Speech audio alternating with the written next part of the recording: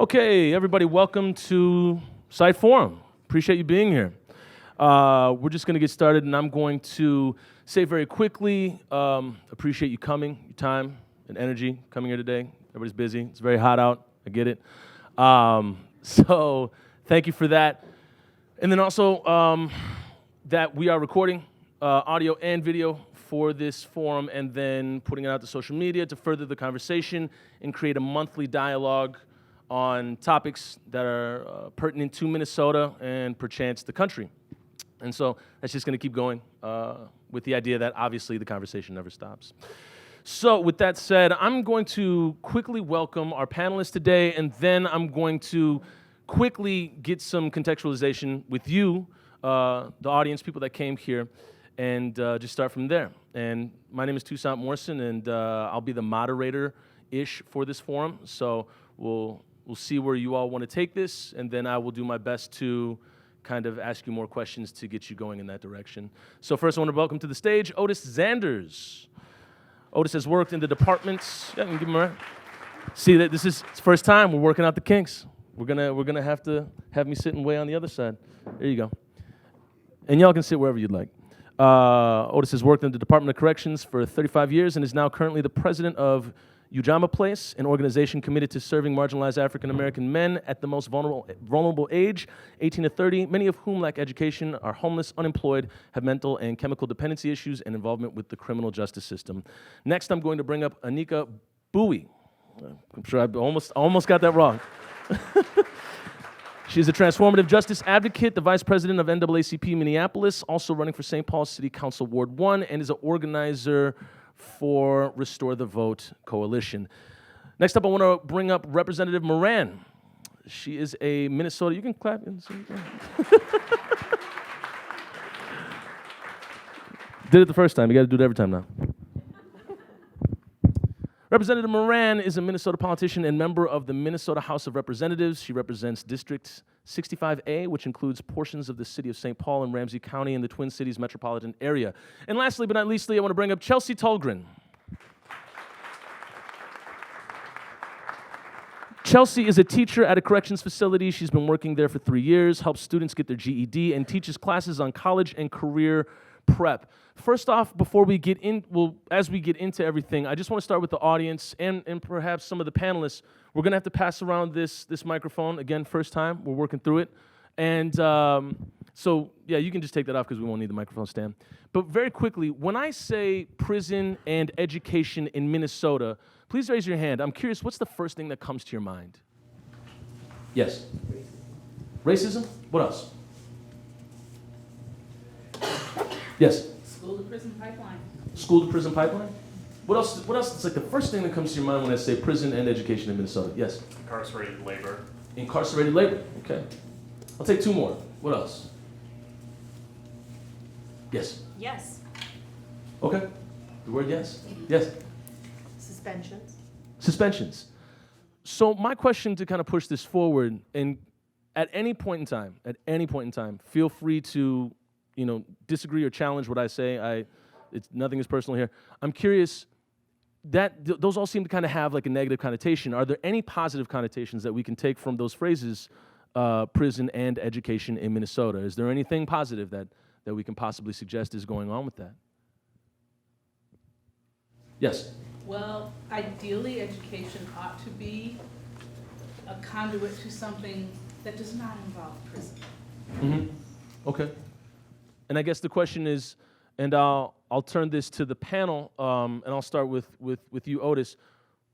Why would one reference education as a conduit to prison? And throughout your experience and your work, is that true or untrue? Well, yes, I think there's a lot of truth to that statement. I think, as you mentioned, the pipeline, I think you talk about education in the prison system, you had to talk about the pathway into incarceration.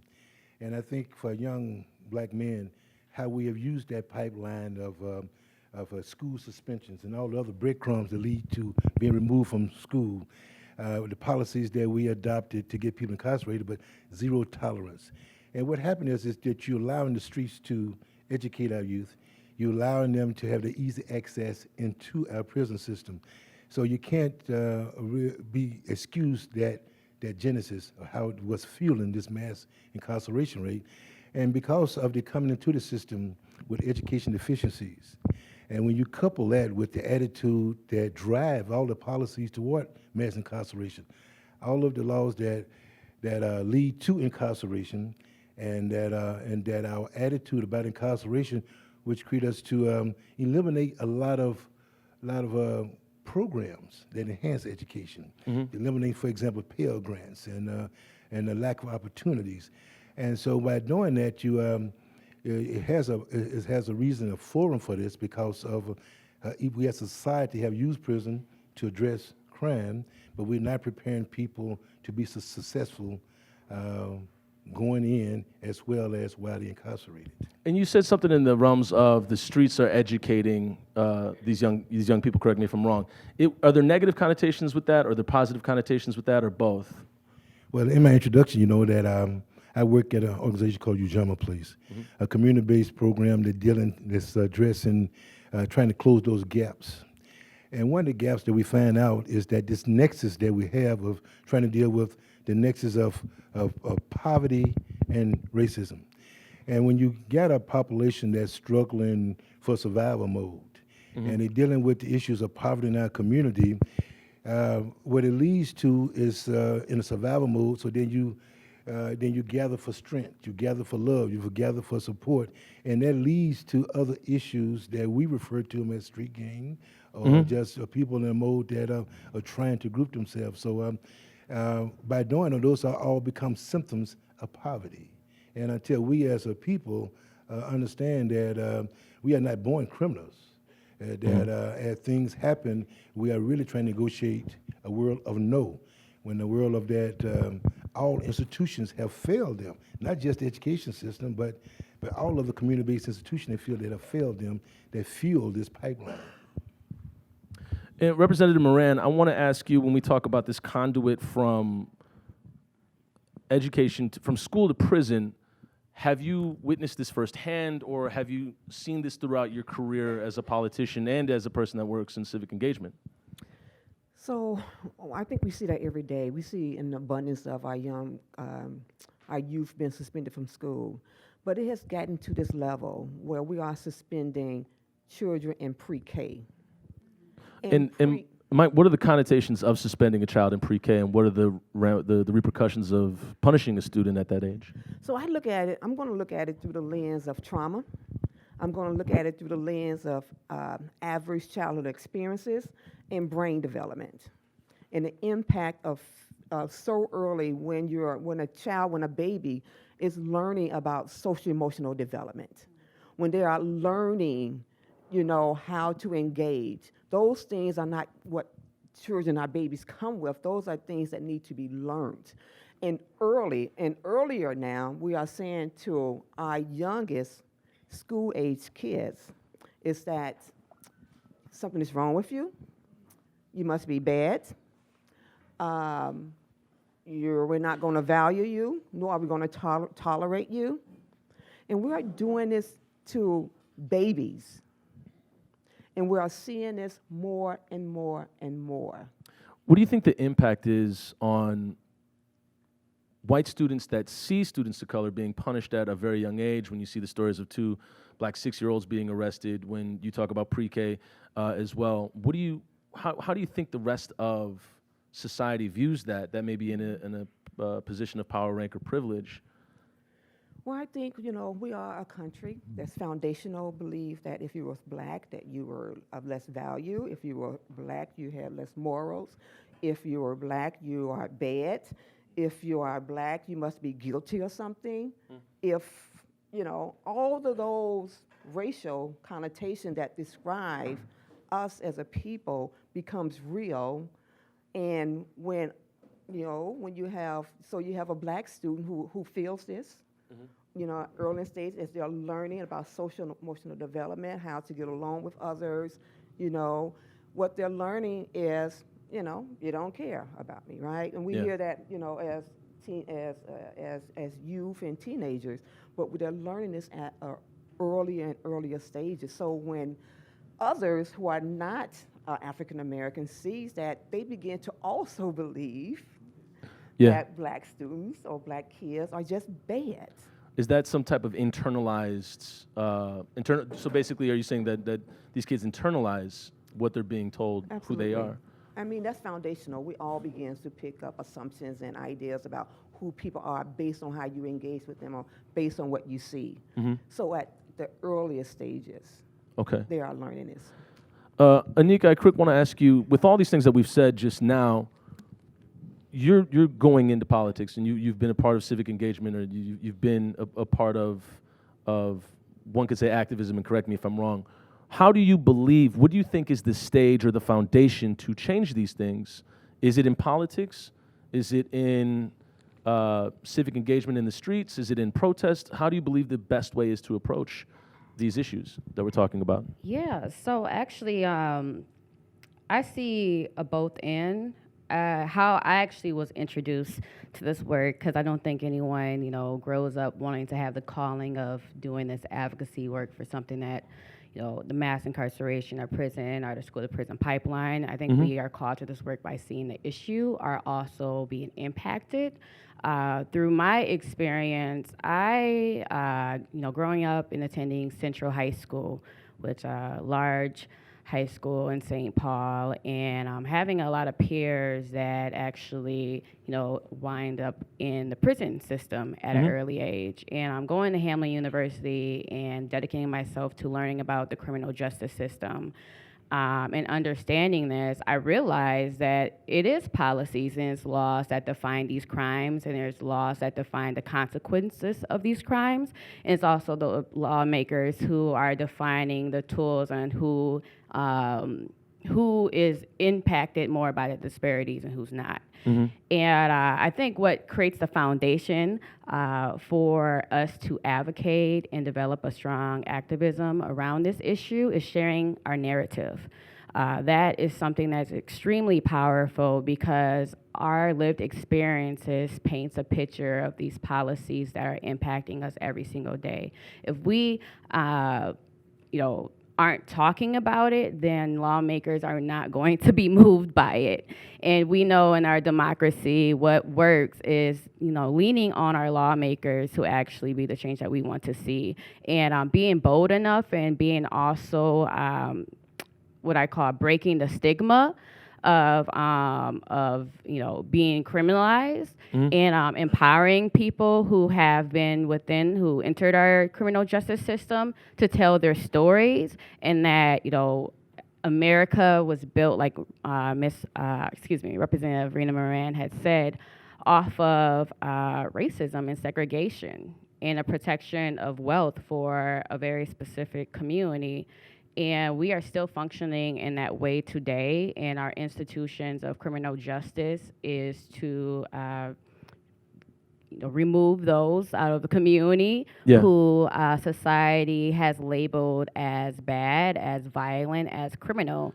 What I bring to this also is a narrative, is a lived experience, but I think what's really important is the historical context to this, in that, Minnesota as well does not have, will like to, see itself as very progressive and doesn't have roots in racism, or we don't have roots in Jim Crow, or we don't have roots in being a slave state, but we still have the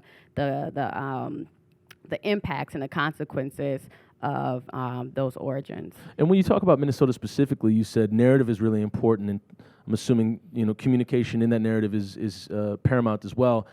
Throughout your experience working in politics and activism, have you seen or experienced any moments where people are trying to stifle that conversation or not talk about the disparity or not talk about the inequality? Absolutely. In Minnesota specifically. Minnesota, absolutely. Why is that, do you think? I think it's a series of what is what's called PC, political correctness, and also another issue of whose narrative and whose story is credible, and who actually has the agency and the privilege to be seen as an expert in the field. And, Minnesota, and like not even Minnesota, but lots of places, we want to first credentialize. We have to have institutions credentialize you before you are viewed as a subject matter expert. Do you view politics as that same thing? Like you have to be in politics to be viewed as a bona fide voice? Can you be a bona fide voice without being in politics, I guess is my question. Absolutely. Okay. Absolutely. Okay. Absolutely. Okay.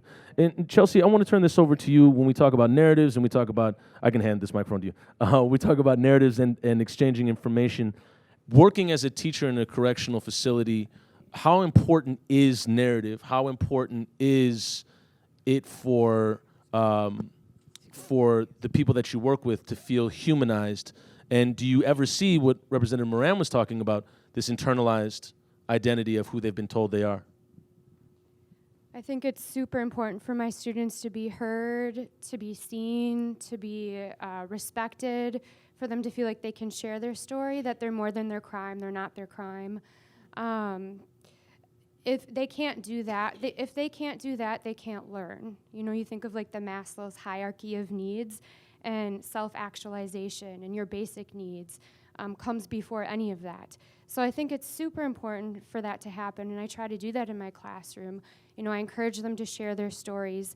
On their way out the door, they can't leave my room unless they see this bulletin board with the commissioner's name and his address. So I want their voices to be heard, and I think that's really important. Are they always heard?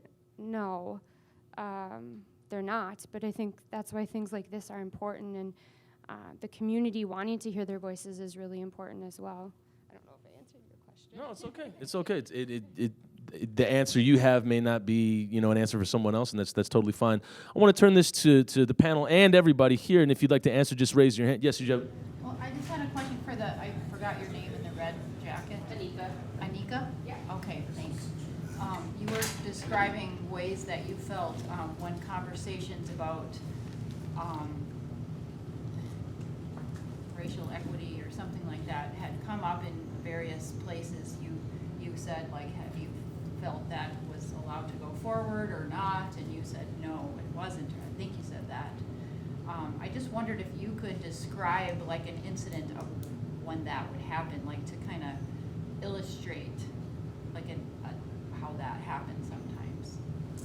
So just to better clarify, I think I was answering more challenges, like what are the challenges with having those conversations, but to expand more on, conversations of racial equity and how that's inclusive of mass incarceration, our prisons, education.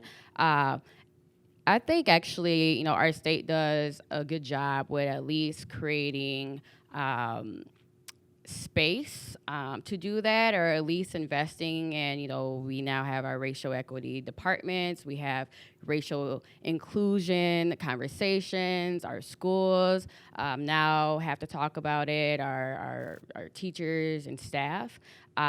Where I see challenges in how it's actually being implemented is that we we want to be in a very comfortable space of having those conversations, other than really examining how can we have systematic change so we can actually make sure that our Black and brown students, or our Black and brown residents, or people that live in our state, are treated fairly, and that they actually have real opportunities and they actually have second chances. And there's a lot of people who are doing this work, and I don't want to discredit. I'm not saying that people have to have titles or even be a politician at all. If I waited around to have that, you probably wouldn't ever hear of me, just because of that is really reserved for those who are wealthy. And I think we need to acknowledge and support those who have lived experience and credentialize them as actual subject matter experts. Otis, what did you want to say? I would just like to just share a couple of great examples I think would respond to that question. Back in, I think it was in 2014, 2015, the state of Minnesota adopted a new set of rules to govern how you get your GED. And the difficulty that was implemented with that, my education staff, who I work with young men, who I work with, so much time was getting in for to get the employment community to view a GED like a high school diploma. That was actually more hard at that time. But as they changed the laws that allowed for you to get your GED, my tutors consistently told me that that test was designed to create a permanent underclass. And that's with the difficulty of doing it. With the restriction that was put in, it was not done through the lenses and the concepts of Afrocentric lenses at all. With the cognitive pieces of it, there was no, with the kind of comprehension that was needed.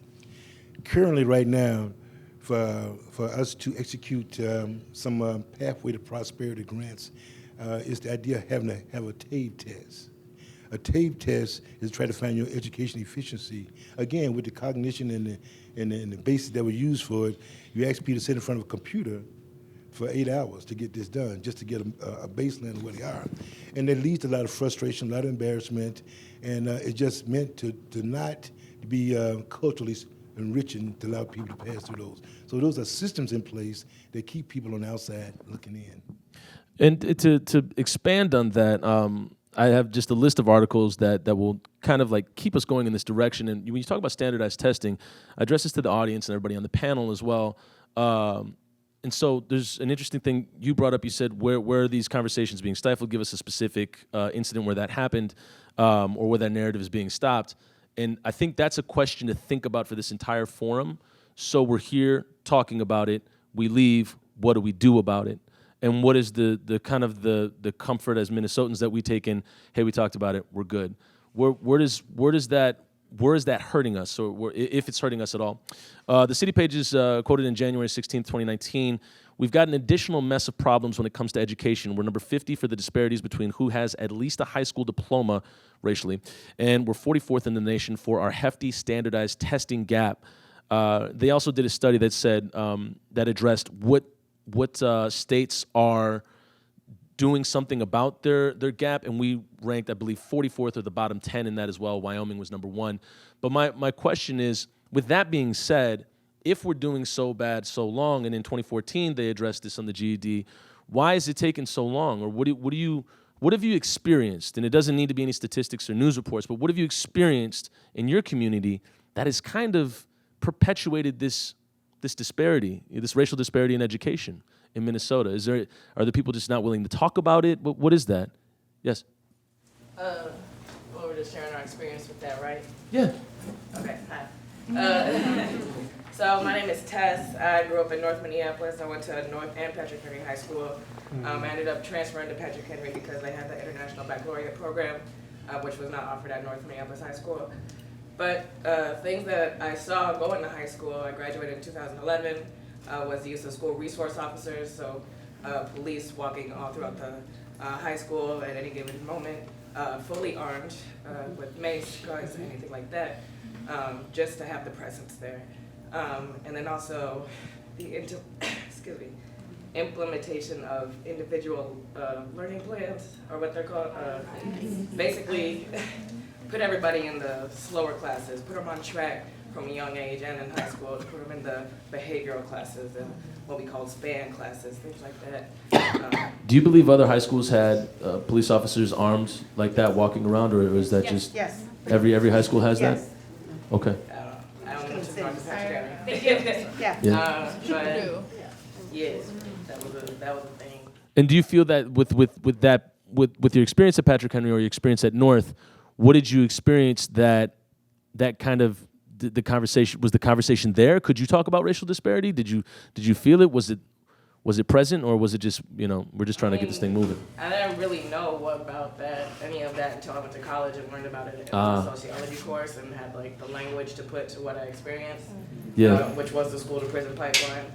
Things like that, but there was like all studies on it, and I was like, dang, they have a word for these cops in our school resource officers. Yeah. I just knew them as cops. They appear to be cops. In individual learning plans or whatever, I just knew them to be in SPAN or, they were in the slow classes or whatever, which, he in high school, but, when you're real older, you realize how much of an epidemic it actually was in your own community. Cool. Thank you for sharing. Anybody else their experience? Yes. Well, you mentioned okay to talk about the achievement gap. I went to the Minneapolis public schools in the 50s and 60s, and people were talking about the achievement gap. Wow. And that's all we've done. For 60 years, we have talked about it. We haven't done anything different. Who's we when you reference that? I'm talking about I'm speaking of the Minneapolis public school system. I live in Minneapolis. I pay taxes. Yeah. My kids went to South High. Yeah. We have a almost exclusively Hispanic charter school at the other end of my block. Those kids go to school all summer long. They get out of school at like 4:30 in the afternoon. And they seem to be learning stuff. I mean, I know that people have issues with charter schools, and I'm not here to advocate for charter schools, but they're doing something that's different. Yeah. And in 60 years, the Minneapolis public school system just keeps doing, they talk and talk and talk, and I go to the DFL conventions when they're nominating candidates, and every candidate running says, this is my #1 priority, and then they just do the same stuff over and over. Well, then I would ask the question then, is this a political issue? If everybody keeps saying, I'm going to fix this, a political candidate says that, is this a political issue, or is this just an issue with equity, with just, one would even say, white privilege? Well, it's both, I think. It's both, okay. Can you separate the two? Well, that's a great question. Can you separate politics and white privilege, or do they go hand in hand? Raise your hand if you want to answer that. Yes? Can you separate white privilege from anything? Well, the institution that is this the institution, can you separate white privilege from education or prison, I guess? Absolutely not. So, I have an interesting perspective. I've been a teacher for almost 20 years, and I currently have a position where I deal with assessment and data at a district. Yeah. And so I'm thinking a lot about how do achievement tests have an impact on equity? How does our data that we gather about discipline and attendance have an impact on students? And I don't know how we could separate how the systems have been built, not just in education, but everything around it, nutrition and housing and banking, and how all those things, even the way that we've set up our schools, have been around housing, which is then redlining. And so all the things that we've set up, I had conversations with assistant principals today because we're trying to define discipline coding in our system. And when I think about the term assault and how students are identified when they're labeled with assault, if that behavior occurs supposedly by a teacher, the state definition of assault includes just a perceived threat.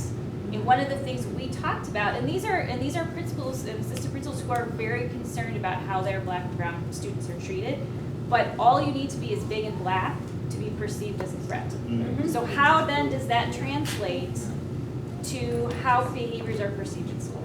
So Chelsey, working in education in a correctional facility, do you experience this at all? What that person was talking about, the terms of assault, or what people have been brought in for a crime?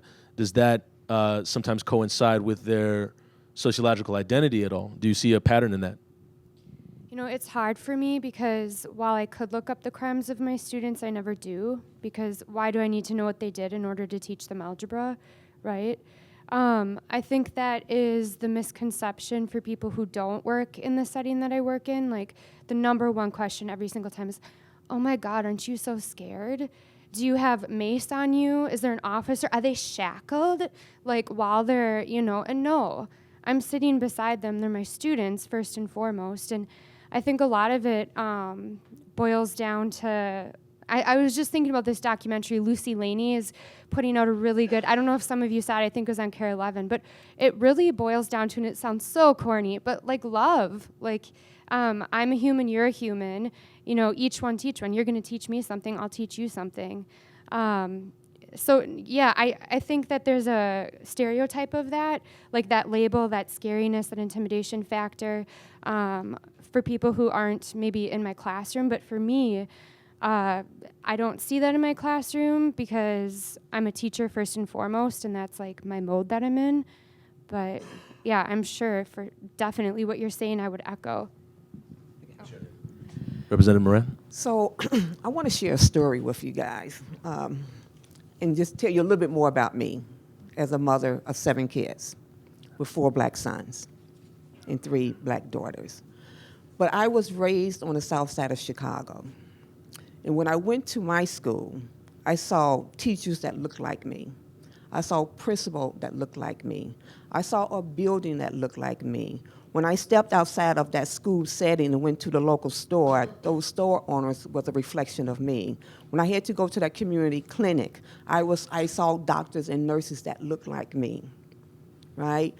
And so when we go back and we talk about racial connotations and how that impact education, that leads to a school to a prison pipeline, what we see in schools, I don't know why, in the state of Minnesota, you guys can figure that out and talk about that, you know, about why we have low expectations for our black students, why we feel that teachers are scared of our kids, so they are suspended from school in higher numbers, why for some reason we believe that they cannot learn and we cannot get the best out of them, each and every last one of them, why our children are often sometimes seen like adults when they are kids.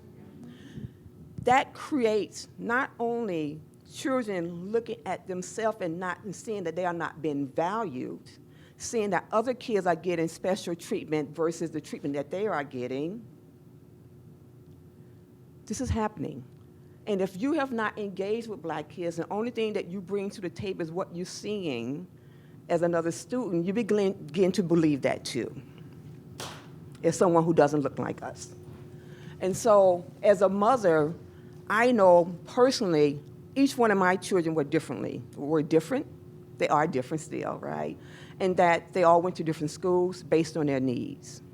But that was a challenge, and it's hard work to show up at 5 different schools for a parent-teacher conference, because we don't have great schools in our community all the time. So we're busing kids and half an hour, 45 minutes, an hour away, in hopes that they get a better education.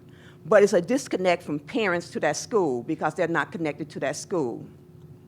And they too don't feel that they belong a part of that school in that environment. And neither do the teachers and principal do a very effective way of engaging them in that process. But I'm gonna talk a little bit more about how we create policies and practices. Because as a mother, when I came here, my thing was, you know, what I'm seeing, what I feel here is not what I felt back at home, being connected to a community. So I had to work really hard to find that connectiveness, to talk to people, to engage with people, so that people wouldn't make assumptions about my 4 black sons, so that people would not make assumptions about my kids. That if we were to see a kid down the street, that kid is not somebody else's kid, that kid is all our kids, because we want the best from them and out of them, right? And so when I began to organize a little bit more, right, because you find yourself angry about a lot of stuff. You feel like there's a lot of injustices. You feel like people are making decisions about your life and your community and your children who have never had no insight about what that really looks like. So diversity is important. Having diverse voices in our school system, have teachers of color in our classrooms, is important for many different reasons, not just because we want more black teachers. There's a connectiveness with that, right? And so as we pass policies at the state level, that we're being challenged because everybody has to be union or this and that is in the way of things happening. Nothing about unions, you guys, love you, right? It becomes an issue. When I was organizing, the one thing that I knew without a doubt is that I found myself talking to city council members, I'm talking to my state representative, and I found myself always educating them about issues that were impacting my community, my family, and me. And they was like, oh, I didn't know that. Oh, really? Tell me more. You know, and I'm like, darn it. So with that said, I'm curious, when you're speaking to political leaders and they're saying, I don't understand what's going on in your community, or I didn't know that, and my question then is, and when we talk about integrating, getting teachers of color into the schools, where does this fall on the shoulders, or where does this change at the top? Like, what is a title or an occupation at the top that probably needs to change as well, or is this just, hey, we need more black teachers? Well, legislatively, we're moving it. We're moving policies, and I think the more diverse policymakers are, who can bring in those lived experience and insight and worldviews, the more we are able to expand the thinking and the solutions are at the table, because the solutions come to be very limited and only someone else's worldview about how they see those solutions that are disproportionately impacting our community, because we look at it like, well, if it's good for your child, why isn't it good for your child, Rena? And it doesn't work that way, because in reality, racism is real, and kids are being treated differently. Policies are being implemented differently. Yeah. Right? And so for me, as a mother who was active in the community, my solution for me was that I want to be a lawmaker, because I want to create policies that's fair and just. But I can also be a part of my colleagues expanding their worldview, educating them when they say, well, this is what we need to do. I can say, well, let me share something with you about my personal experience and what I think that solution that you see is going to do to these communities of people. What's going to happen in this school. And so we need people on all levels. I don't think everybody needs to be a politician. Well, not everybody can be. Everybody needs to be actively engaged in solutions.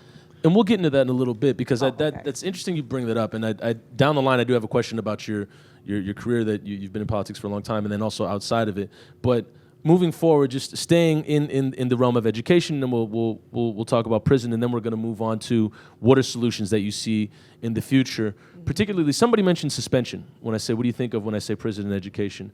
And to cite the Pioneer Press, to cite the Star Tribune, September 22nd, 2018, students of color accounted for 66% of all suspensions and expulsions in 2015 through 2016, even though they represent only 31% of the state's student population, according to the Human Rights Department's analysis of discipline data.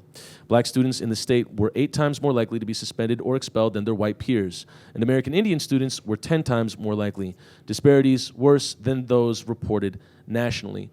Now, when you hear that, I'm curious, is that something that's new to you, or how does that make you feel when you hear that? Yes? I just want to add one piece to that. Please do. Which is, from what I've read, and I can't quote a particular spot, but that these are students who are being suspended at 8 times, and all those other rates times what white students are being suspended for the same offenses. Yes. And that's important to understand, because that's a manifestation very clearly of systemic racism in the system. And also that goes back to what this woman said here, this person said here regarding assault, perceived threat. And so I challenge this out to the audience and in the panel as well. When we talk about assault, we talk about a perceived threat. When we talk about a perceived threat, we talk about feeling safe. When we talk about safety, whose safety are we talking about? And we've had a few remarks here. We've said specific people. We've said wealth. We've said this, that, and the third. And I just put it out there. Are we referencing white people when we're talking about this safety, when we're talking about this perceived threat? And is this a white issue as much as it is a person of color issue, or how does that work out? Yes. So, I mean, yes. And what I think about, because I work in schools, in the school district around here too, and something that I think about is that when we are looking at how we're thinking about what's safety, it's not just like, oh, we want to make sure that the white teacher feels safe, but also what is the narrative around this white students and making sure that they can be in a safe classroom, they can be in a good classroom. And I think about where that narrative can start. It can start in middle school when they start sorting, like that's where the sorting starts, the academic sorting, right? Yeah. And there's code words. Oh, I want my child to be in the advanced class. I don't want them to be disrupted by, students who don't care. And so then there's this sorting that happens that starts at 6th or 7th grade, and it manifests itself in high school. And so our schools are more segregated within the building than across buildings. And so you can go into our high schools and see AP, IB classes that are predominantly, maybe, I'm not going to say predominantly, but there are very few black and brown students in those classes, to the point where it feels like isolation. And then I also have had an opportunity to kind of look behind the curtain and see the data. Mm-hmm. And so one of the things that I also see that's a manifestation of how our schools almost overserve our white students is that there will be multiple opportunities for students to take advanced math and science classes. Yeah. And limited opportunities and support for students who have, because in middle school they were not tracked into advanced classes, to take the regular level math and science classes and get any support that they might need. So we're over-serving, and if you stop doing that, who's gonna come to the school door? White parents. And they're gonna be like, wait, why aren't my students having these opportunities? Well, who's going to be the one to tell these white parents that their children are being overserved? And That their children are being overserved? Yeah, I mean, that's interesting you bring that up. I mean, who would deliver that news? Like, literally, like, who would say, hey, we have... I'm sure the superintendent would love It's a hard thing, because I have been walking around for these last, like, 5-6 years, Yeah. thinking and saying to white friends and peers, you know what? This is not who we as Minnesotans say we are, but we have the worst achievement gap. We have very good education, and we're so overserving our white students. Can I just say this real quick? Absolutely. So right now, data says that if a child is not reading by 3rd grade, we know the pathway, right? And so currently, and I would challenge us to look at the statistics right now with the number of kids who have been suspended from preschool, from pre-K. I want us to be challenged, because we know if children continue to be suspended at a pre-K, I don't know what danger any teacher is in when you can't handle a 3 or 4-year-old. I don't know what that looks like, right? But we had a bill at the Capitol that specifically said that no pre-K child could be suspended. I think we said pre-K to 3rd grade or something like that can be suspended from school. That bill could not move. Wow. It did not move. So I just want you to think about that and where we are right now in 2019. What were the reasons given for it not moving? Because we couldn't get agreement that that needed to be a law. That wow. That teachers, I guess, were feeling as that they was in danger from a 3 or 4-year-old. Yep. Okay. Can I clarify something? Yeah. I just want to clarify. So when I use the term assault, I do not mean the criminal offense. That is a term used in our school system. Yeah, Okay. that's what I took it as, but thanks for clarifying for everybody else, because they took it differently. Along with other definitions of things like disorderly, things that we use criminally, we also use in our school system as well. Yeah, exactly. And I've worked in a special education room before, and the amount of brands and titles that they throw at kids, it's the same thing. And yeah.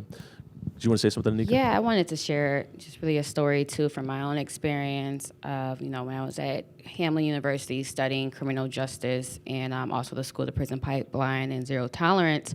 I dedicated 5 years being a teaching artist and also volunteering and just being a teacher in the schools at Gordon Parks and low-performing schools, even inside of our boys' totem town, which was recently closed down. And so I also want to give some tools for those who are going to leave from this conversation and want to know more about it. There's this really good book called Multiplication. It's for white people. And it talks about the underserving and the low expectations for students of color. And I remember reading the book, and the author was doing research across the nation and was seeing in our public schools and our charter schools that there was a large population of African American students who were just literally not receiving an education. They're high schoolers who their education, due to having IEP or special ed, whatever labels they want to put them, justify for their experience, basically filling out coloring sheets, and wow.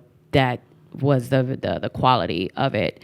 And reflecting on my own experience of seeing that take place in our schools where, students are tracked to basically, schools where they have to fill out packages. And, what do you mean by they're on the tracked, credit. just in case anybody doesn't know what that means?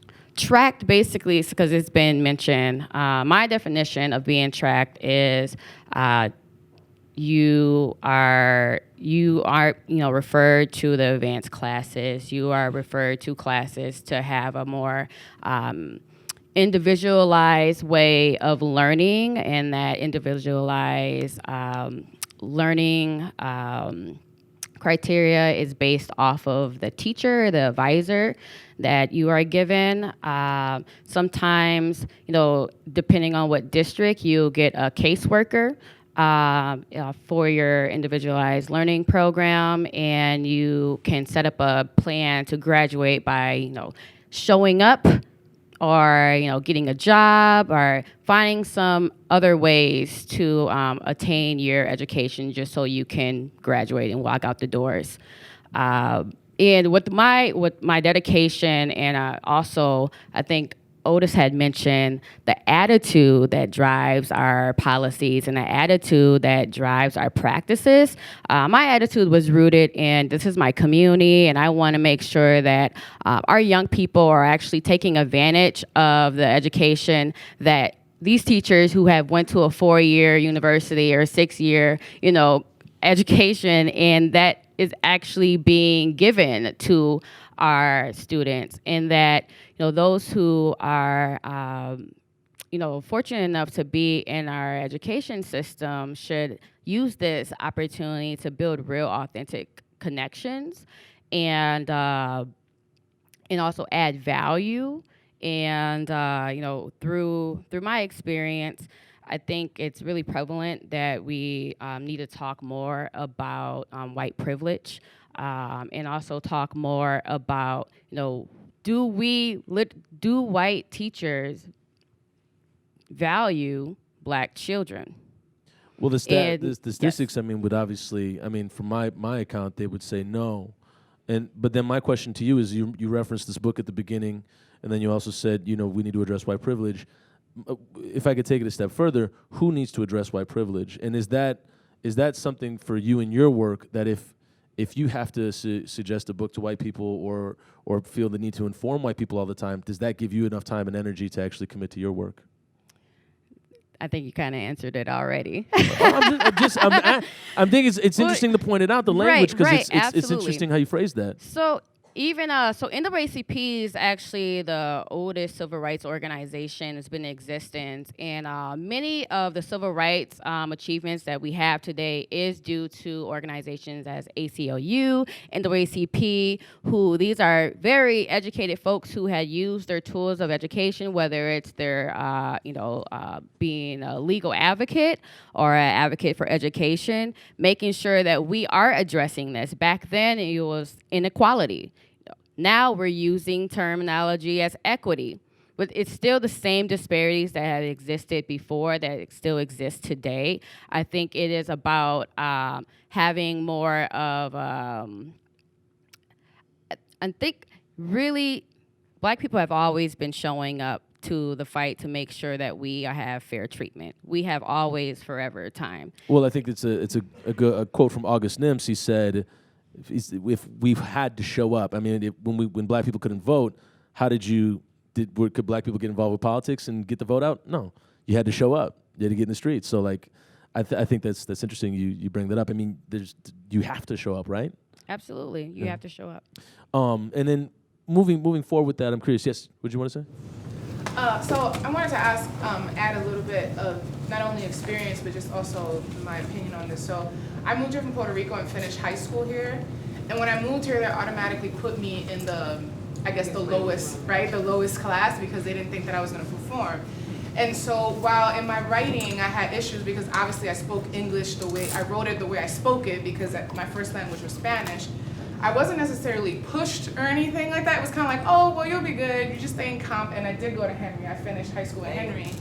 And it was me that, fought and pushed myself, because in Puerto Rico, the teachers were so involved in our lives, like they would discipline us. Like they had the permission from our parents to discipline us. So then I came here and it was like, oh, well, you just do the bare minimum and you'll be good, right? And so I fought to be able to be in the IB program, which they still didn't accept me in it.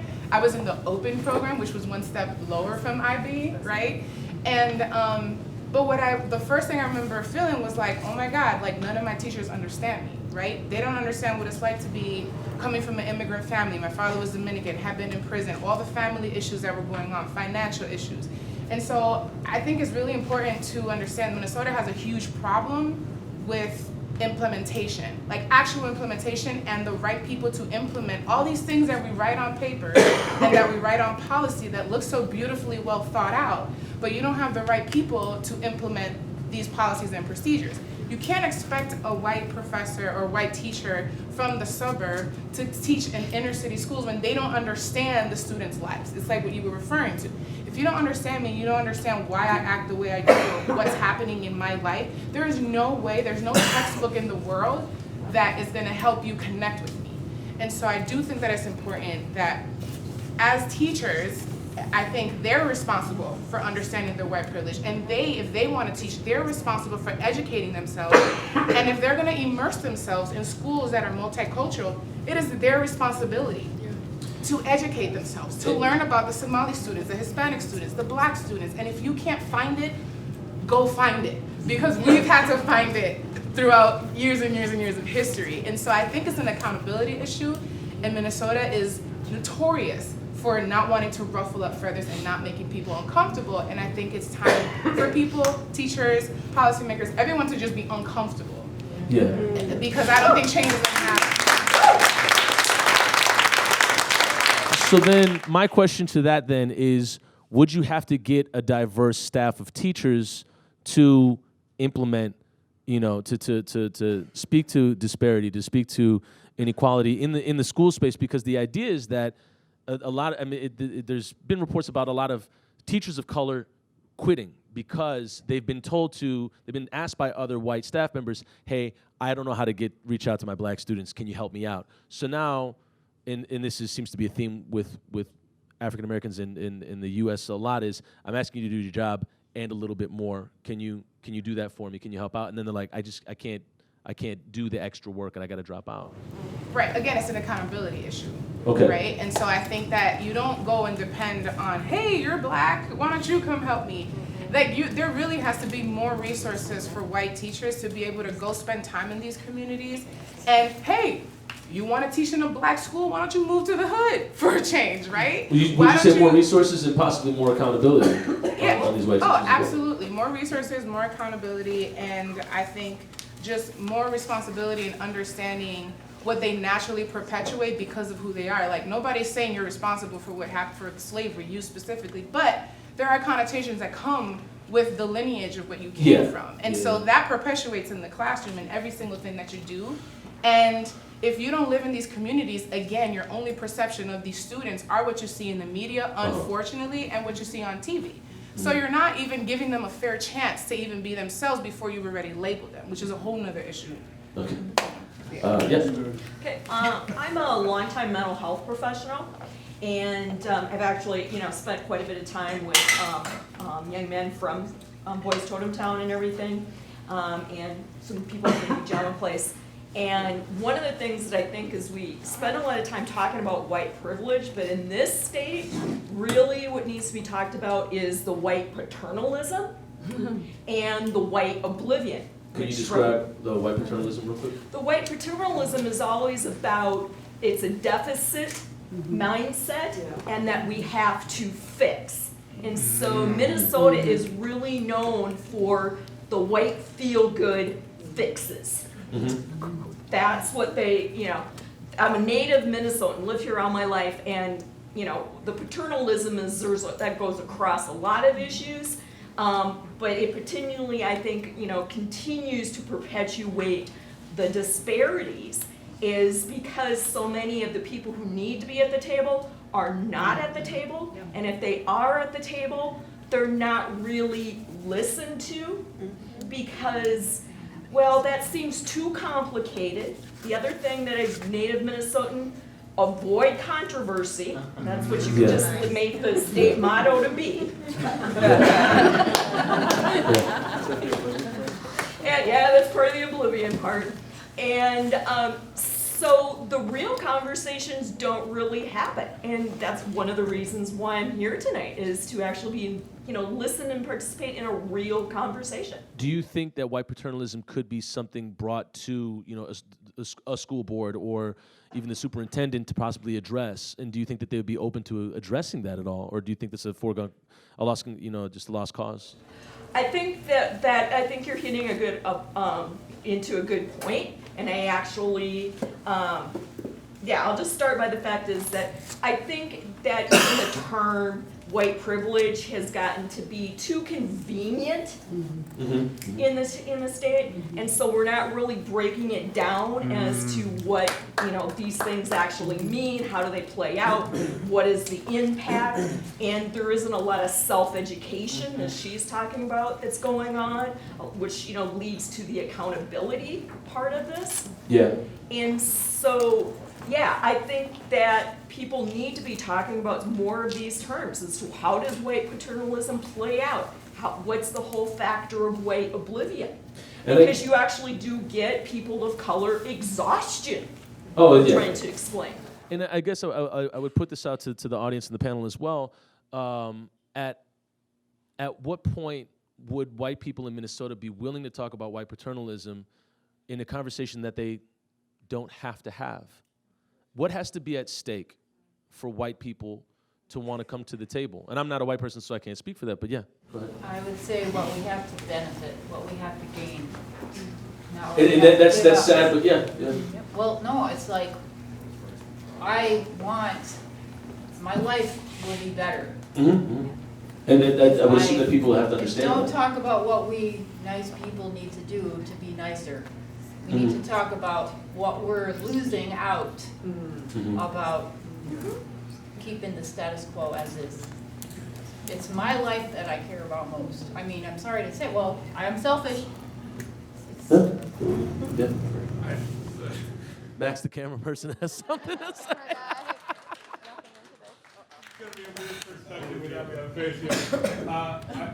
There's just one thing that I kind of I feel like I have to mention almost at this point. I'm an immigrant. I didn't grow up here. I moved here when I was about 11. I was well in the school system at that point, but my English was broken. I moved here from Sweden. I mean, yeah, it's very, very progressive. We, make sure that teaching English relatively early on, but I had the extent of my language knowledge was like, this is a dog, red, green, blue. My name is, this is a house, so on and so forth. Beyond that, obviously I spoke with a thick accent, and I probably sounded a little bit more like this. And that's something that I've trained myself out of. I've effectively code switched out of that accent, which is something that later in life I've reflected a lot more on. But when I first entered the education system here, it was not seen as a detriment. It was seen as something that was like, oh, well, like you're like English will be a little bit difficult, but people saw that I got it, and so then I was still put in gifted and talented programs for math, for science, because I understood it. It wasn't that all of a sudden that because I, had this difficulty that then, oh well, there's probably no saving that one, and it's just sort of, it's something that has time and again kind of bothered me, where I know that if I came from somewhere else, that then all of a sudden I would be thrown in those remedial programs and kind of stuck into a pipeline, and the only difference is frankly the color of my skin. So when you look at the setup now, especially when you look at people of color who are immigrants, people of color who are immigrants, does that cause you to reflect on your own experience being a white immigrant in Minnesota? Do you see the immediate disparity? Oh, absolutely. Absolutely. There's no question. I mean, you get the fact that, of course, I was pushed along these courses that accelerated my education in a certain way, because the way I thought was different, and therefore it was seen as something that was gifted and talent, rather than something to be fought against, or to frankly not even be bothered by. Okay. Be, filtered out.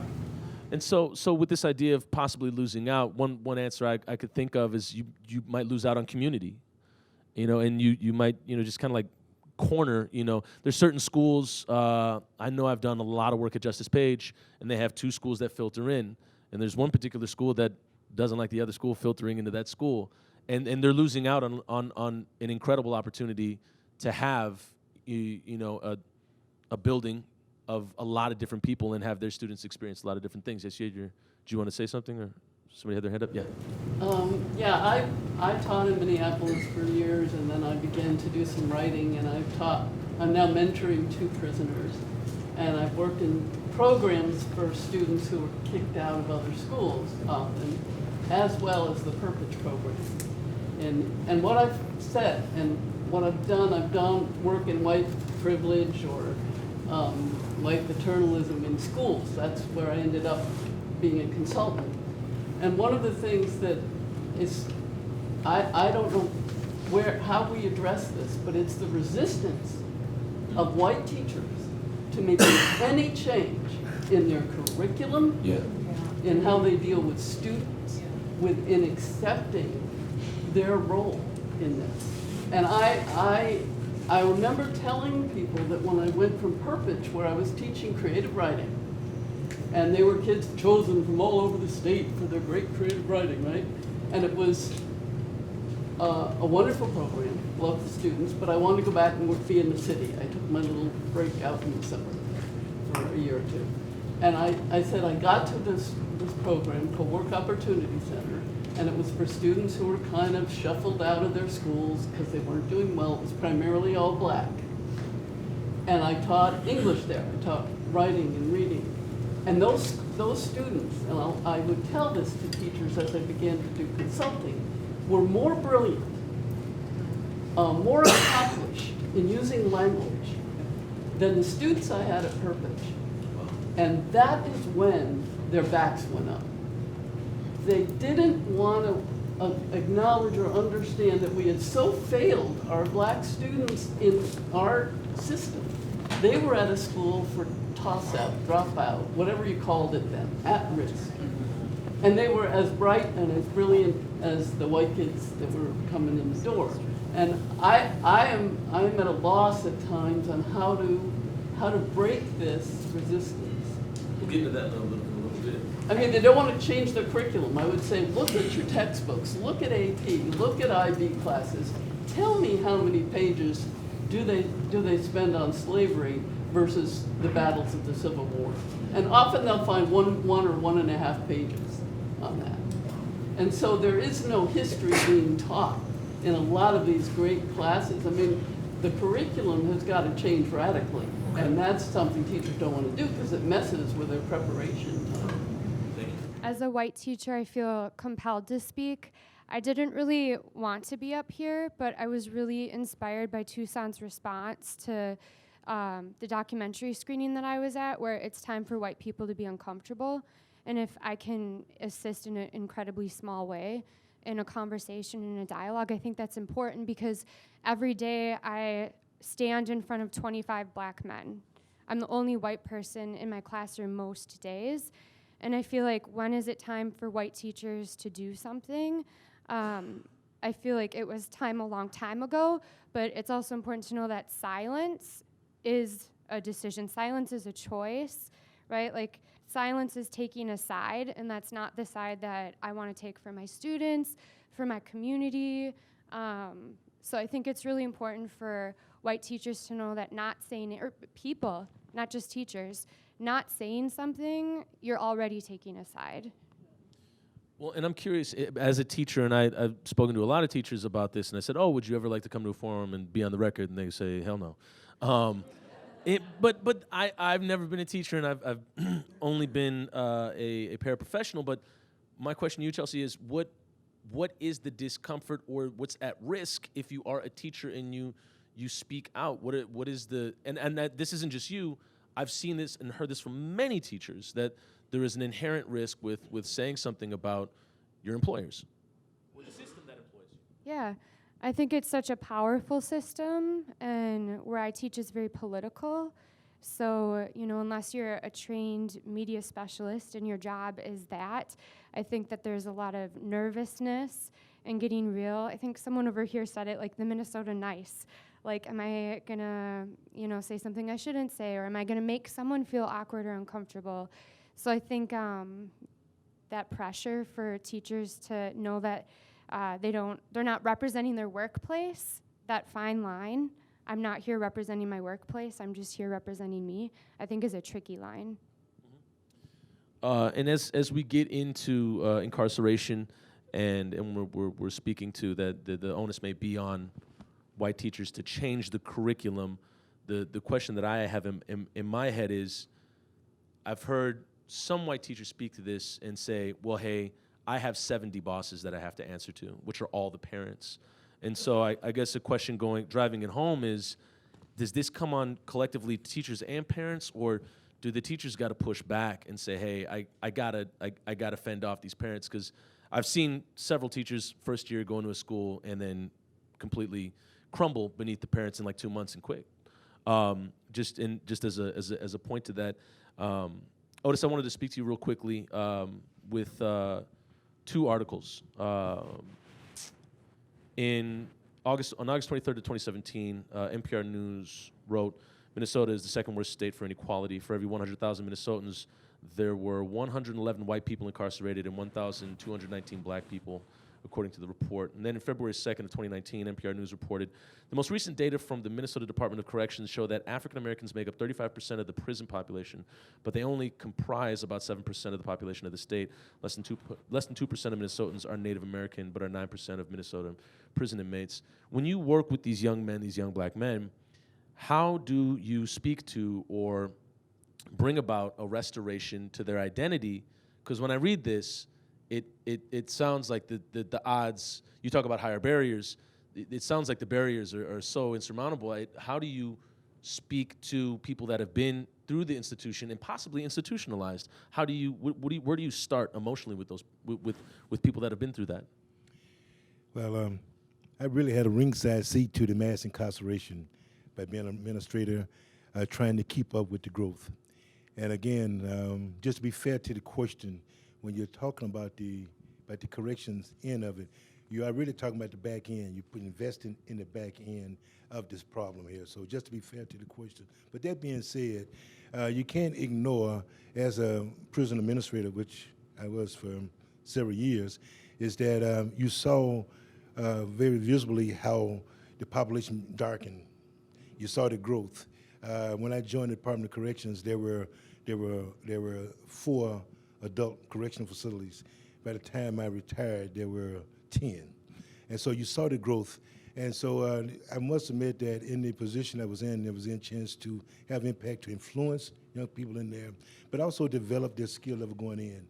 So one thing that you do to try to keep their momentum up or their desires up is that when a man does come to prison, there is a release plan put in place. Is to try to put something in place that there is a light at the end of the tunnel. No matter what kind of time you have to do, there's a release plan put in place. That's either for classification or going out. So the biggest thing is try to offer enough services to keep men knowing that this should not define you. But I must admit, the prison system itself is not designed to do the work that we do in our community. It has been the people at this table that work with professional organizations like the NAACP, the work that Representative Moran is doing at the Capitol, that if you haven't seen her track record, you need to see how she's trying to level that playing field. Just a dynamic out there. But I must even tout the work of my organization, that you're trying to bring attention to what we call an emerging workforce. It's to let these people know that you prepare yourself, that when it's said and done, that there still won't be a cavalry. It is not a government. We got to take care of ourselves.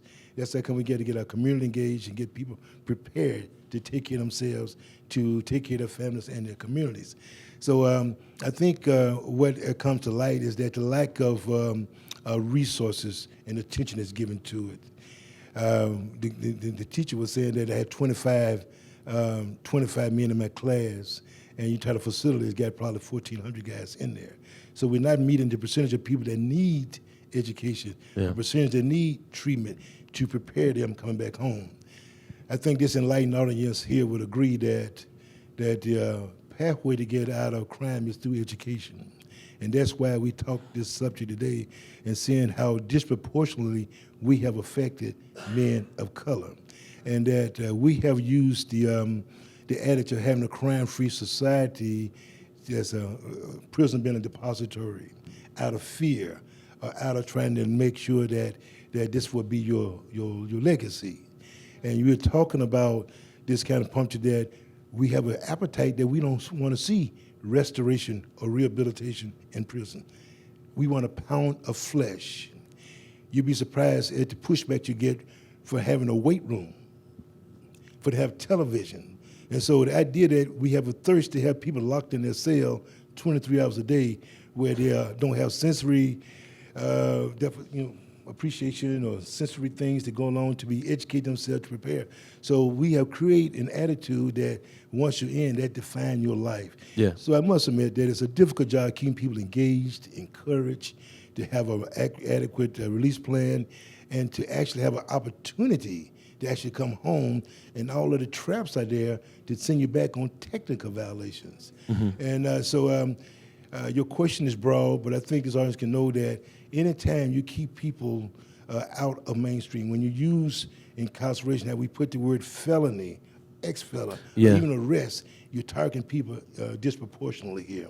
And so it's real hard to keep them engaged, and that's why I can tell you, go to this young lady's classroom, you will see 25 happy men that's being programmed, they learn a skill and come home. Those are 25 young men that's not going to segregation because they're engaged every day. So we got to go back and value not only education but other programs to prepare our men to coming out, because we got a community that's preparing to receive them. Absolutely, and I think it's interesting you say to prevent. You said crime, there has to be education, and what I think of just with all that we said today, how do we address that if there is a lack of education?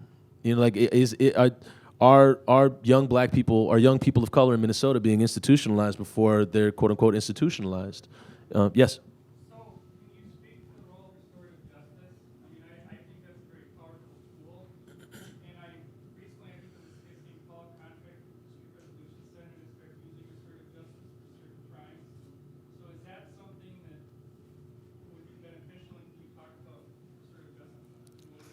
Absolutely.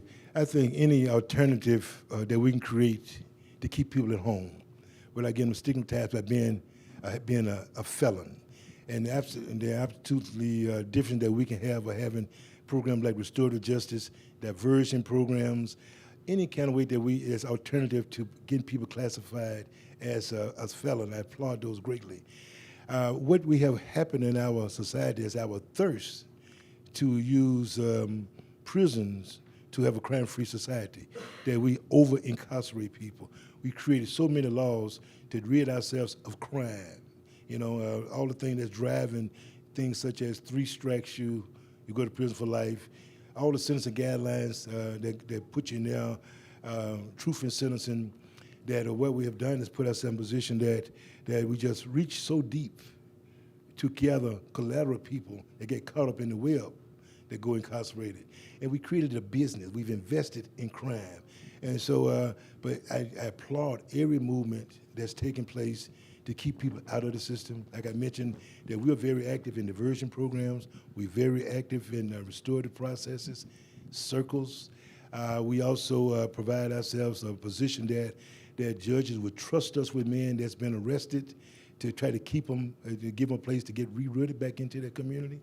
So all those things are really necessary because we as a people have just turned that word incarceration to just something that's been a permanent marker on people. So I definitely applaud the restorative action and as well as any kind of diversion program to keep people out of the system. It's interesting you bring up labor as well, and I'll wrap on this final quote here from the Twin Cities Daily Planet, January 24th, 2018. MNCOR, a quasi-public-private business operation within the state's Department of Corrections, DOC. MNCOR products are made by Minnesota inmates who make furniture for everything from public libraries to student dormitories. Minimum security work crews organized through the DOC, separate from MNCOR's operations, build low-income homes in greater Minnesota, and have even assembled a sports facility dome on the University of Minnesota campus. The work of these inmates is all around us, yet hidden in plain sight. And when you hear about that, as we kind of wrap this all up, although we'll get to what we want to see change, how does that make you feel to know that I would even call it, possibly slave labor is still happening? How does that, Otis, if you just want to speak to it real quick and then hand it off to Anika, how did that make you feel the first time you learned about that, I guess? When you have those programs, and that's what they are, programs, to keep people from being in the rooms, what have you, that's the corrections end of it. But however, I think we at fault that when you prepare people with skills and they're not transferred back to the community, these same jobs that these people fulfill at 25 cents or 50 cents an hour while they're locked up, they won't hire them when they're out. And so, I think what I've always have done since I retired, I challenged the department is to be more transparent. And what I mean by being transparent is that we're so afraid of any type of publicity, because when it's negative, it's been just a volume of change that's being made. Yeah. So you have people in a cocoon where they don't promote they won't promote the people out getting their GEDs. They won't promote that they are getting welding certificates or forklift certificates. So they're not helping community-based programs to argue for the hiring community, housing community. These people are coming out ready to be reintegrated into our community. So I think a lot of things that have been done on the inside to promote what is taking place with the guys in Minnesota, that they're not locked up 23 hours a day. They are doing things. But your question is that it does sadden you to know that by the wages that's being given, as well as, for me, the biggest part is that the private sector that's in those prisons, they're making money of the backs of the cheap labor, that they should be the first one willing to hire them when they come home. That makes sense. Anika, did you want to speak to that? Yes, I actually love this conversation. Just because, like I said, when I was introduced to this work, actually, my father was incarcerated. My father was incarcerated for the very thing that we're considering legalizing here in Minnesota and has been legalized in California and other states. Nonviolent drug charges. And when I went down the rabbit hole of really understanding the criminal justice system and also its connections and its origins of, the establishment of our slavery system, I realized that it's institutions. And I think I love how we are bringing forth education, because I think how we are educating ourselves on history and educating ourselves of the systems that we function in is really important to really understanding what is the bottom line and why we have these and like what it's going to really take. When we talk about white privilege, I think white privilege is just a very kind word to just talk about white supremacy. And what we know white supremacy here in America is about the economic advantage. It all comes down to the economic advantage of who has wealth and who's able to preserve wealth and whose wealth is dwindling. And when I, was doing my research and realizing that many large corporations here today, I'm sure, Toussaint can probably provide us maybe after this, the whole list of organizations that use prison labor is still the establishment of low wages here in America. And, as we're talking about just really what is the cost of Black life here in Minnesota? And where is Black life more valuable and where is it not? We talk about our education system. A Black life, a Black student is way more valuable when you put a special education label on them when they have an IEP. There's way more dollars that goes into our school systems. They have a way larger price tag on them when they are in our prison systems because they're able to use their labor for the benefit of these corporations and these businesses. And although yes, we want to have programs and we want to give skills, but I think also we need to address when we talk about anti-racism is also needs to be rooted in anti-exploitation. And just like our teachers do not want to be overexploited, does not want to be overworked or overwhelmed, that we need to also give that same value and that same privilege on how we look at our Black children and our Black family. In that our very children that are suffering with these challenges and trying to navigate our school systems have parents who have either been locked out or pushed out of housing and are in constant stages of crisis. So what we see here with our Black life and our brown life in Minnesota, you're seeing live action of resiliency every single time. And that's why I'm always encourage people to share their experiences, because I feel like we need to really get real. I understand, with politics comes down to budget and where we're allocating our funds and where we're allocating what we want to prioritize. And we're putting a lot of money into our education. We put a lot of money, like even Otis had shared from his time in administration, from having 4 prisons to 10. So I think we need to really look at this in an economic way of, when we have our budget, do we really value rehabilitation? Do we really value equality? Do we really value a place that we can be nice together? Because it's not going to be really nice when we're having family members, when we're having parents, when we're having people coming back into our communities after serving a prison system that gave them a very marginalized opportunity to education and for them to be equipped to really navigate the world. And the reason why, I'm not speaking as Anika as a candidate, but also I could share the reason why, part of me running is because in St. Paul, St. Paul was touched by the war on drugs and mass incarceration, just like every major city in America. And we're going to have now an era of where people were giving life sentences in the 80s and the 90s are now returning back home, and they're going to return to a St. Paul that's very different, returning to a St. Paul where they're going to have to deal with background checks just to get housing. They're going to have to deal with background checks just to get jobs. They're going to have to deal with so many barriers that we aren't even prepared to talk about. So I'm running because I feel like we need to have lawmakers prepared with this experience and this knowledge and this understanding of like really having a strong criminal justice reform policy so we can make way for people to take care of their families. And we can make way to actually be a Minnesota that's progressive and that we are actually doing proactive work with ending racism here. And it's interesting you bring up exploitation in that you talk about, Otis said we don't want it, some corporations don't want a negative light shined upon them, or institutions don't want a negative light shined upon them. And in that they have the choice, whether they're exploited or not, or teachers or cops or people that are employed by a certain institution make that choice to not have a negative light shined upon them. But as people of color, do we have any agency in that? Do you know, like when you pop on a Twitter and you see what's trending, our narrative is being written for us. How the idea is that it's that feeling, and I think that people can empathize with, is something that is probably going to push the change, because when your narrative keeps getting told for you all the time, there's a certain point where you want to take it and say, no, I want to tell my story. And so we have the final 10 minutes here, and I just want to get at the audience and the panel, and we'll just wrap up some final statements here.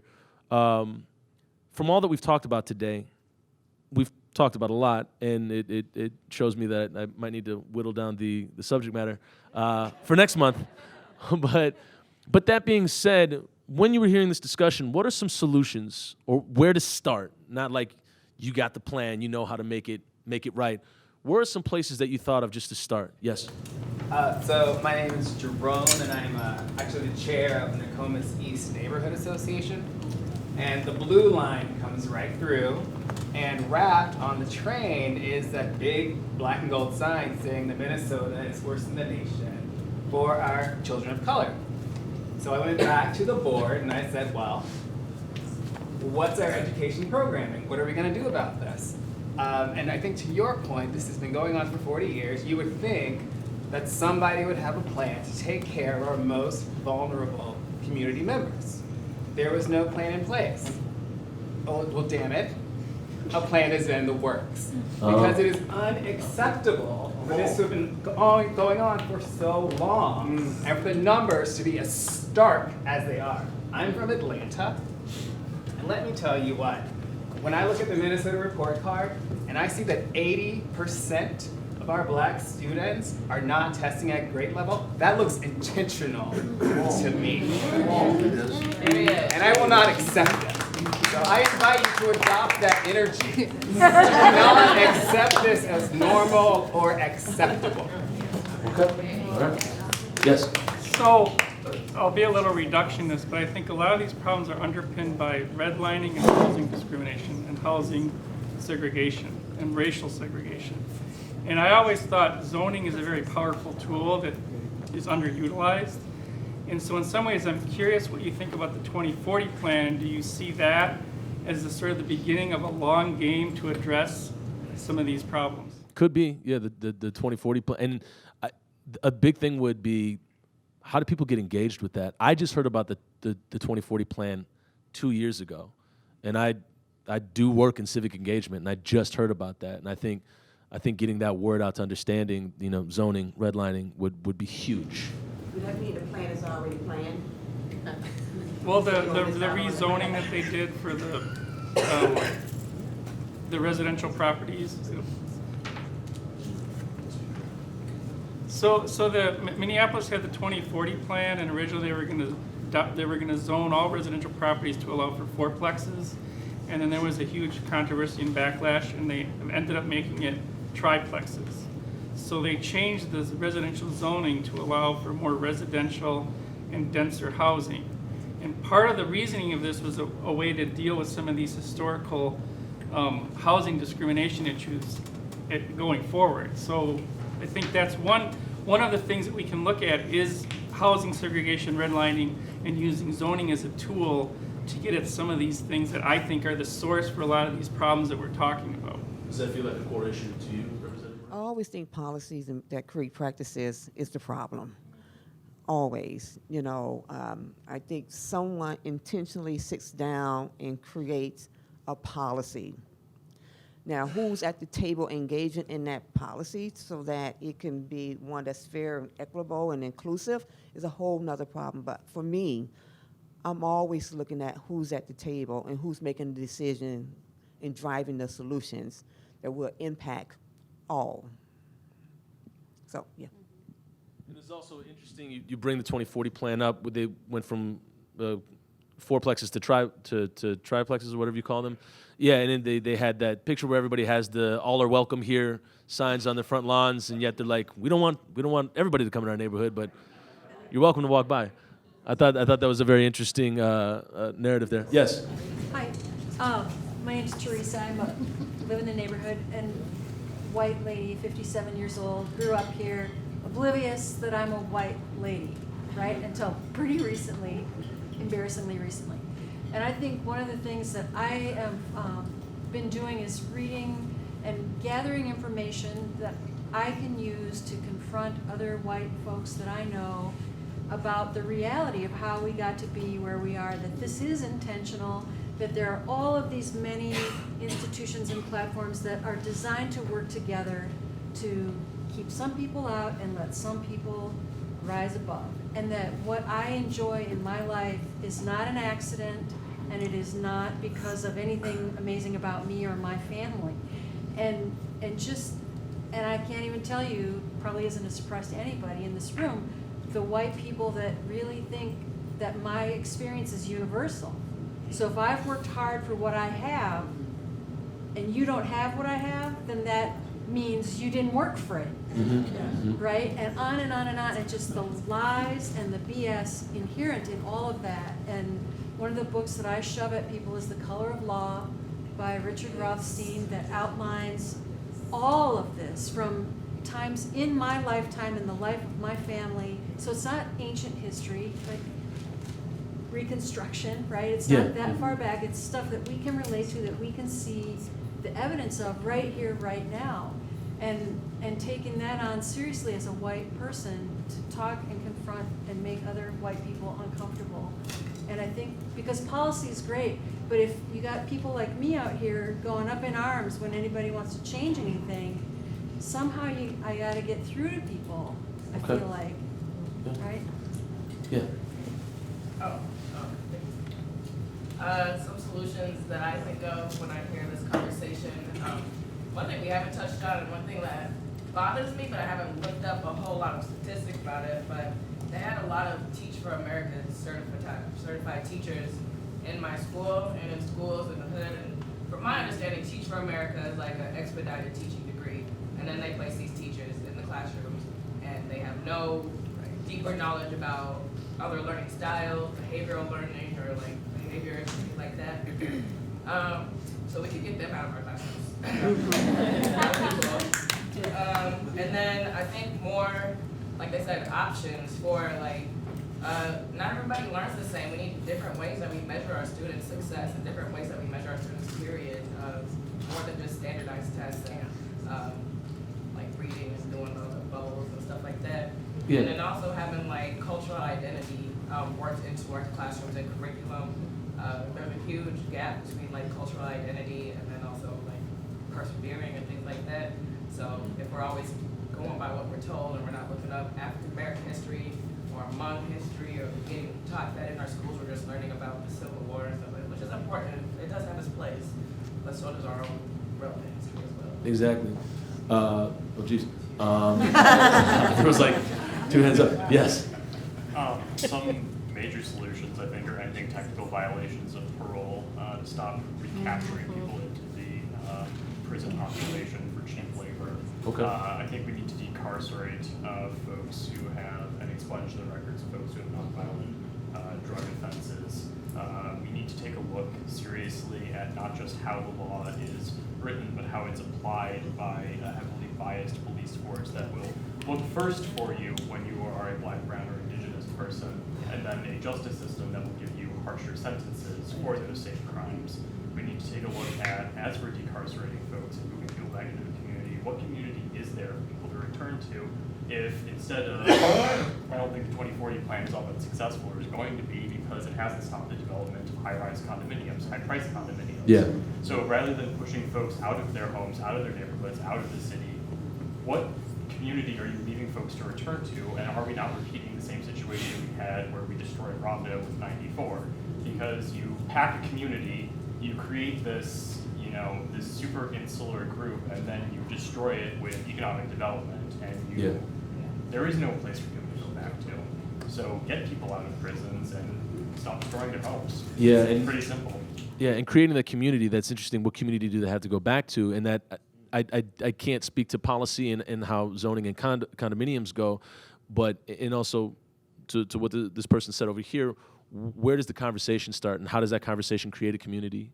And then moving from there, because I would assume that Representative Moran never woke up. I mean, I've never woken up and said I'm going to have conversations about tough topics and sociology. That just came my way, and I would assume Representative Moran, there was a point where I remember I interviewed you earlier. You said you never thought that you were going to get into politics like right off the bat. Yeah, and it kind of chooses you, and that's the question I think at stake for everybody. At what point do you have to create a community? I'll take one more solution. Yes. Yeah. So I think as a culture in the United States, it's a very dominant approach that we are very punitive. And so the questions that we're asking when harm is created is who did it and what is the punishment? And I want to revisit the restorative justice solution, because there is a huge intersection of restorative justice and school services. I work at an organization that does restorative justice work in schools. And a huge part of, I think, the misconception, and we need to address culturally, that cultural change to become less punitive and become more restorative, is that we need to each do that work. So instead of the question being, well, someone did this wrong, how are we going to punish them? It's what are the needs, what was the harm, and how can we engage the community? Because a punitive approach destroys our ability to be in community with one another. And we forget the way that when a harm is done to one person, there is a whole network of people who are also harmed. Harm does not exist in a microcosm, and hurt people, and so we need to seriously address and consider ways that we can incorporate restorative and transformative practices, not only into our schools, but also radically reimagine a society where punishment does not mean incarceration, and also not using incarceration and developing alternatives to incarceration, but abolishing incarceration altogether, because it is doing nothing but destroying our communities. And we're not going to reform anything and produce healthier communities by pretending we can reform an inherently violent system.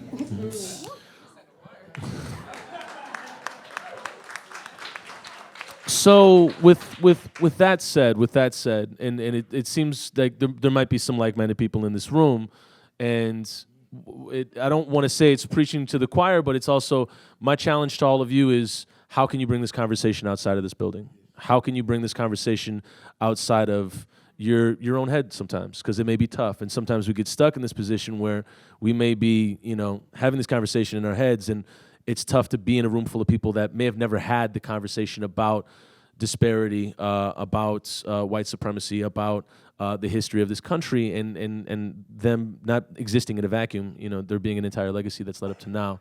My challenge is to, how are you going to have that conversation outside of here?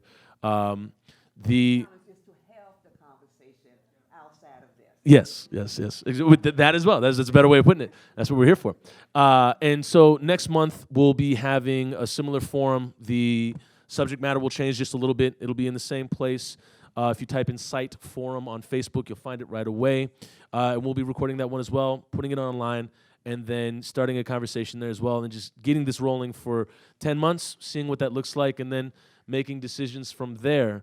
So I'll be creating the Facebook page tonight, so that's how early we are.